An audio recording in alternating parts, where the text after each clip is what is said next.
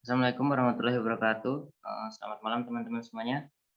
Saya di sini akan menjelaskan tentang pentingnya pengendalian internal pada UMKM. Ini data diri saya. Nama asli saya yaitu Haidar Dafa Azhari, tanggal lahir Purworejo 15 Juni tahun 2001, asal Purworejo, jurusan akuntansi, S1 Akuntansi, Universitas 11 Maret. Lalu pokok pembahasan. Di sini saya akan membahas tentang apa itu pengendalian internal, konsep dasar pengendalian internal, tujuan pengendalian internal, kriteria pengendalian internal yang baik, definisi UMKM, serta pengendalian internal UMKM. Lalu yang pertama ada pendahuluan. Usaha mikro kecil menengah atau UMKM di Indonesia terbukti memegang peranan penting dalam perekonomian Indonesia. UMKM ini terbukti mampu bertahan dalam menghadapi segala bentuk goncangan krisis ekonomi yang terjadi di Indonesia, di mana hal ini terlihat dari kontribusi UMKM yang mampu memberikan dampak yang sangat signifikan pada perekonomian Indonesia. Hal ini dibuktikan dengan adanya fakta bahwa pada saat ini kontribusi dari UMKM terhadap pendapatan domestik bruto Indonesia telah mencapai 60,34%. Fakta ini membuat pemerintah berani menyatakan komitmennya terhadap UMKM dengan mengatakan bahwa pemerintah bersedia untuk mendukung perkembangan UMKM yang ada di Indonesia. UMKM dalam perkembangannya pasti menghadapi berbagai macam kendala, terutama dalam hal mengelola keuangan. UMKM mengalami kesulitan dalam mengelola keuangan karena banyak UMKM yang belum melakukan pencatatan akuntansi terhadap setiap transaksi yang dilakukan, sehingga hal ini membuat mereka mengalami kesulitan dalam mengelola keuangan yang mereka miliki. Sebagai contoh, UMKM kesulitan dalam membagi uang yang dimiliki, mana yang termasuk uang modal untuk menjalankan proses bisnis agar tetap berjalan lancar dan sesuai, serta mana yang termasuk laba yang didapat dari transaksi penjualan. Kesulitan ini tentunya mengakibatkan UMKM rentan mengalami kesalahan dalam hal pengambilan keputusan atau lebih tepatnya dalam hal membagi mana yang termasuk uang modal dan mana yang termasuk laba. Hal ini dapat memberikan dampak terhadap UMKM. Apabila terjadi kesalahan dalam mengambil keputusan, dapat mengakibatkan UMKM mengalami kerugian. Inilah salah satu kendala yang menyebabkan UMKM sulit berkembang. Perlunya pengendalian internal pada UMKM sangat penting untuk menjaga dan memperbaiki masalah yang terdapat pada UMKM itu sendiri. Ditinjau dari segi biaya yang dikeluarkan untuk proses pengendalian internal yang tidak bisa dibilang sedikit, yaitu membutuhkan biaya untuk proses akuntansi juga tambahan sumber daya manusia. Perusahaan kecil terlebih UMKM dianggap tidak perlu menerapkan sistem pengendalian intern. Dilihat dari tujuan sistem pengendalian internal yaitu menjaga harta kekayaan perusahaan, maka dapat ditarik garis besar bahwa pengendalian internal sangat diperlukan untuk seluruh perusahaan, bukan hanya perusahaan besar saja, sehingga mencermati pengendalian pada UMKM menjadi hal yang sangat penting dalam rangka meningkatkan pertumbuhan dan ketahanan. Itu pokok pembahasan yang pertama, itu apa itu pengendalian internal. Definisi pengendalian internal adalah pengawasan yang mencakup struktur organisasi dan seluruh metode dan prosedur yang terkoordinir yang diterapkan oleh perusahaan untuk mengamankan hartanya, mengecek ketelitian dan kepercayaan terhadap data akuntansi, mendorong kegiatan agar efisien dan mengajak untuk mentaati kebijakan perusahaan. Pendalian akuntansi meliputi metode prosedur dan struktur organisasi atas perlindungan terhadap harta perusahaan serta menjamin ketelitian dalam keuangan. Selain itu, pemisahan fungsi pencatatan dan operasional sistem otorisasi dan pengawasan secara fisik atas kekayaan juga termasuk dalam fungsi ini. Selanjutnya ada konsep dasar pengendalian internal. Ada beberapa konsep dasar pengendalian. Pertama, merupakan suatu proses untuk mencapai tujuan tertentu. Pengendalian internal merupakan suatu rangkaian tindakan pervasif tertentu yang berfokus pada suatu tujuan. Yang kedua adalah dijalankan oleh seseorang. Pengendalian internal bukanlah sebatas pedoman kebijakan dan formulir, tetapi pengendalian internal dilaksanakan oleh personil di setiap jenjang organisasi yang mencakup dewan komisaris, manajemen, dan personil lainnya. Yang ketiga, mampu memberikan keyakinan yang memadai bagi dewan,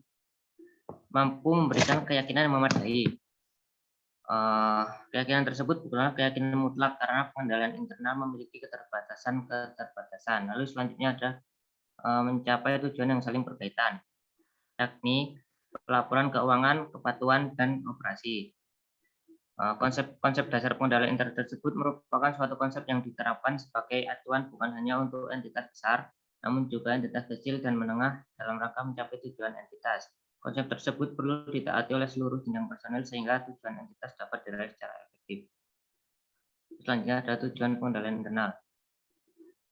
Pengendalian internal yang dirancang oleh suatu entitas memiliki tujuan tertentu. Tentunya dalam proses pencapaian tersebut, entitas perlu mempertimbangkan konsep biaya dan manfaat. Yang pertama ada keandalan dalam laporan keuangan. Laporan keuangan merupakan media yang digunakan oleh manajemen dalam mengkomunikasikan kondisi perusahaannya dan sebagai sarana pertanggungjawaban hukum dan profesionalitas manajemen kepada investor, kreditor, dan para pengguna laporan keuangan lainnya. Selanjutnya ada aktivitas operasional. Aktivitas operasional perusahaan yang efektif dan efisien. Pengendalian internal dimaksud agar kegiatan operasional entitas dapat berjalan secara efisien dalam penggunaan sumber daya entitas, namun tujuan entitas dapat dicapai secara efektif. Selanjutnya ada kepatuhan terhadap peraturan dan hukum. Salah satu tujuan pengendalian internal adalah agar entitas dapat mentaati peraturan dan hukum, karena tidak sedikit aturan dan hukum melekat pada entitas dalam menjalankan operasinya, seperti aturan perpajakan yang belakangan ini pihak pemerintah menaruh perhatian lebih pada entitas kecil dan menengah dalam peraturan perpajakan. Selanjutnya ada kriteria pengendalian internal yang baik. Yang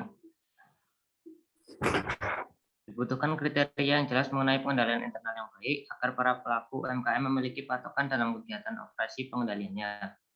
Suatu pengendalian internal yang baik dalam perusahaan biasanya memiliki struktur organisasi dan sistem otorisasi yang jelas, memiliki sistem akuntansi beserta staf auditor internalnya, kebijakan personalitas yang baik, dan dewan komisaris yang berada dalam bersifat aktif dan kompeten. Pengendalian internal yang baik mencakup ciri-ciri sebagai berikut. Yang pertama ada struktur organisasi memiliki pemisahan tanggung jawab fungsional yang sesuai. Lalu yang kedua ada sistem prosedur otorisasi dan pencatatan telah sesuai agar memungkinkan pengendalian yang wajar atas harta, hutang, pendapatan, dan biaya. Lalu ada cara kerja yang wajar harus digunakan dalam pelaksanaan tugas dan fungsi masing-masing bagian organisatoris. Terus selanjutnya ada kepegawaian dengan mutu yang sepadan dengan tanggung jawabnya. Pengendalian internal yang baik merupakan keniscayaan bagi pencapaian tujuan organisasi atau perusahaan yang baik, perusahaan dengan skala besar maupun perusahaan skala kecil. Ciri-ciri pengendalian internal yang baik tersebut dapat dijadikan acuan untuk pelabelan suatu organisasi apakah telah menerapkan pengendalian internalnya dengan baik atau sebaliknya. Selanjutnya ada definisi UMKM. Merupakan perusahaan atau bentuk usaha yang dihitung dari jumlah tenaga kerja dan omset yang dihasilkan. Menurut Badan Pusat Statistik atau BPS, memandang UMKM dari jumlah tenaga kerja. Usaha kecil memiliki tenaga kerja dengan jumlah 6-19 orang. Usaha menengah memiliki jumlah tenaga kerja 20-99 orang. Lalu menurut Menteri Hukum dan Hak Asasi Manusia Republik Indonesia menekankan pada segi aset dan omset. Usaha mikro memiliki aset bersih paling banyak 50 juta, tidak termasuk tanah dan bangunan. Penjualan tahunan paling banyak 300 juta.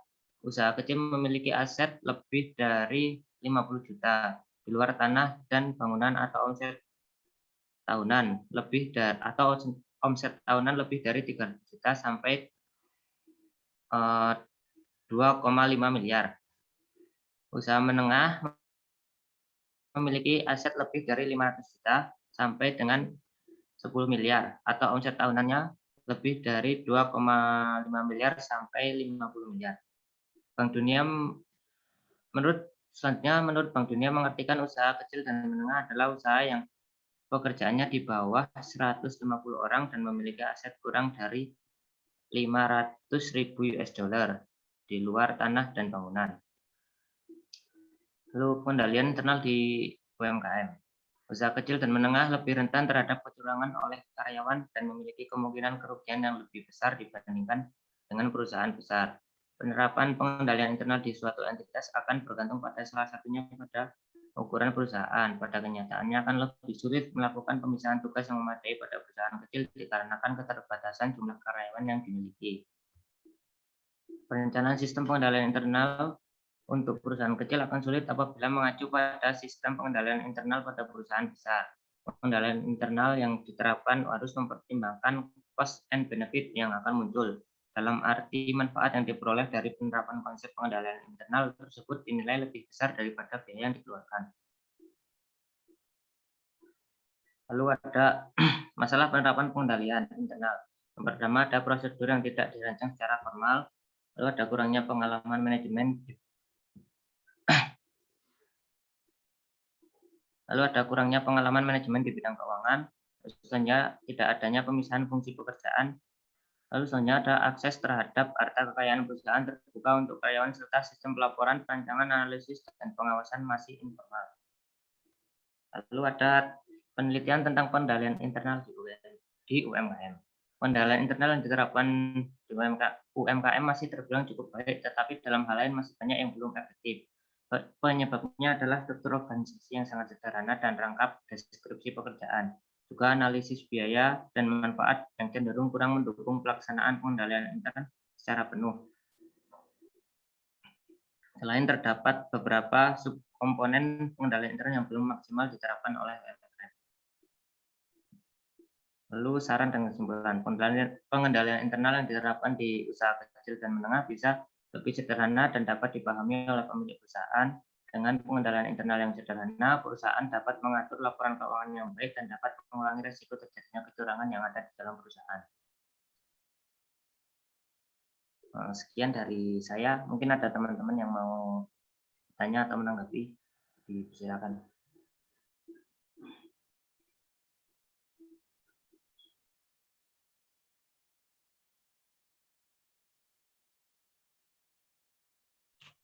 Baik, saya izin bertanya, bagaimana contoh penerapan pengendalian internal yang sederhana bagi UMKM yang bisa diterapkan di Indonesia ini? Terima kasih, bisa diberikan contohnya?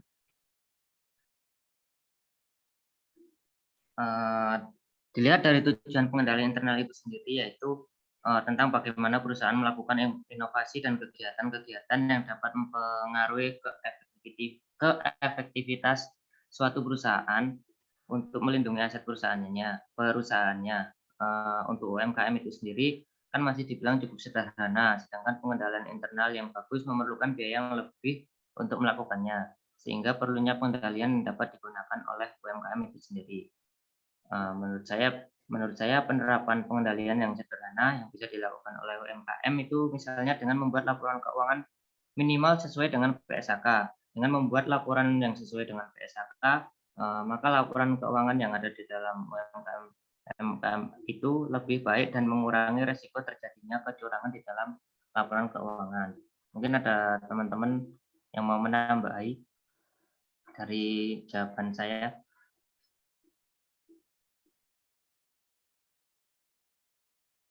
Baik, terima kasih atas jawabannya.